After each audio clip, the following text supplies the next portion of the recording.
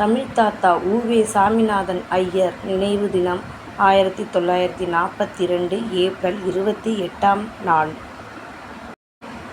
உ.வே.சா. அவர்கள் 1855ஆம் ஆண்டு பிப்ரவரி 19ஆம் நாள் தமிழ்நாட்டின் கும்பகோணத்திற்கு அருகில் உள்ள உத்தமதானபுரம் என்ற கிராமத்தில் பிறந்தார். இவரது இயற்பெயர் சாமிநாதன், தந்தை பெயர் வெங்கட சுப்பையா, தாயார் சரஸ்வதி அம்மாள். உத்தமதானபுரம் வெங்கட சுப்பையா மகன் சுவாமிநாதன் என்பதே உ.வே.சா. என சுருங்கிற்று. சிறுவயதில் அவர் திண்ணைப்பள்ளியில் ஏடு எழுத்தாணியும் கொண்டு பயின்றார். தமிழில் புலமை பெற்றிருந்த தந்தையிடமிருந்து ஆரம்பத்தில் தமிழ் கற்றார். உ.வே.சா. அவர்களுக்கு அவரது தந்தை நிகண்டு, சதகம் போன்ற பழமையான நூல்களை கற்பித்தார். பள்ளிப் படிப்பை முடித்ததும் தமிழின் மீது இருந்த ஆழமான காதலால் தமிழில் புலமை பெற விரும்பிட உ.வே.சா. பல்வேறு தமிழ் அறிஞர்களிடம் தமிழ் கற்றார்.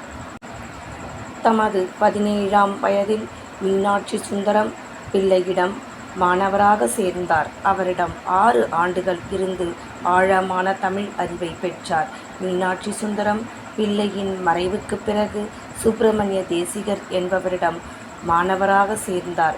இவ்வாறு பல அறிஞர்களிடம் பாடம் கற்றறிந்ததால் உ.வே.சா. ஒரு தலைசிறந்த தமிழறிஞர் ஆனார்.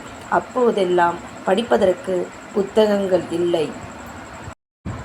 தனது 25ஆம் வயதில் உ.வே.சா. அவர்களுக்கு கும்பகோணம் அரசு கல்லூரியில் தமிழ் ஆசிரியர் பணி கிடைத்தது. அவர் கற்பித்த முறை மாணவர்களை வெகுவாக கவர்ந்தது. அதனால் பல மாணவர்கள் தமிழை நேசிக்கத் தொடங்கினர். 1903ஆம் ஆண்டில் சென்னை மாநிலக் கல்லூரியில் தமிழ் பேராசிரியராக இணைந்தார். 16 ஆண்டுகள் சென்னை மாநிலக் கல்லூரியில் தமிழ் கற்பித்து பணியிலிருந்து ஓய்வு பெற்றார் உ.வே.சா. அக்காலத்தில் பல தமிழ் இலக்கியங்கள் ஓலைச்சுவடி வடிவில்தான் இருந்தன. பல ஓலைச்சுவடிகள் செல்லரித்துப் போயிருந்தன. அவற்றையெல்லாம் தேடி கண்டுபிடித்து அச்சாக வெளியிட்ட அவற்றை தமிழுலகம் இழந்துவிடும் என்று கலங்கினார் உ.வே.சா. தமிழ்நாட்டின் பல பகுதிகளில் சிதறிக் கிடந்த பழங்கால இலக்கண இலக்கிய நூல்களை தேடி கண்டுபிடித்து அவற்றை முறைப்படுத்தி பதிப்பிக்கும் அரிய பணியை தம் தலையாய பணியாக அவர் மேற்கொண்டார். திருக்குறள் உரையுடன் கூடிய நூல் ஒருவரிடம் இருப்பதை அறிந்து அதை பெறுவதற்காக பல மைல்கள் நடந்து சென்றுள்ளார். கிடைத்ததற்கரியா ஏடுகளின் அருமை தெரியாமல் அவை எப்படியெல்லாம் அழிக்கப்படும் என்பதனை என் சரித்திரம் என்ற புத்தகத்தில் அவர் ஆதங்கத்தோடு விவரிக்கிறார்.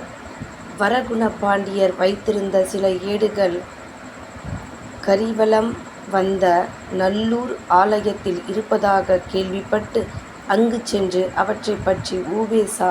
விசாரித்தார். தமிழ் தாத்தா உ.வே.சா. இவற்றையெல்லாம் கடந்துதான் திருத்தங்க தேவர் இயற்றிய சீவக சிந்தாமணி என்ற நூலை 1887ஆம் ஆண்டில் ஓலைச்சுவடியில் இருந்து ஒரு புத்தகமாக தொகுத்து வெளியிட்டார்.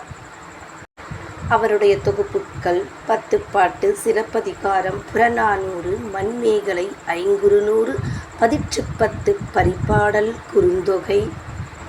அவர் பெற்ற பட்டங்கள்.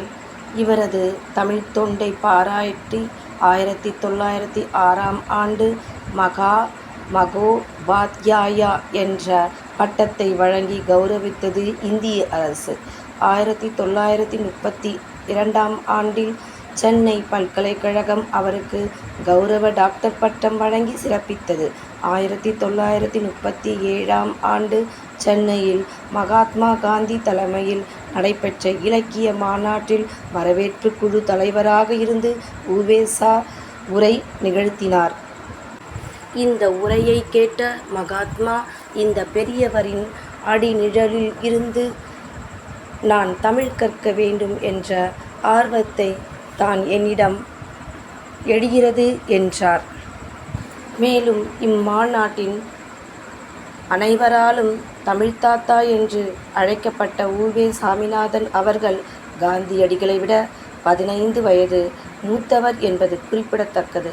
தம் வாழ்நாள் முழுவதும் தமிழையே சுவாசித்து தமிழ்த்தாத்தா உ.வே. சாமிநாதன் அவர்கள் 1942ஆம் ஆண்டு ஏப்ரல் 28ஆம் நாள் 87ஆம் வயதில் இறைவனடி சேர்ந்தார்.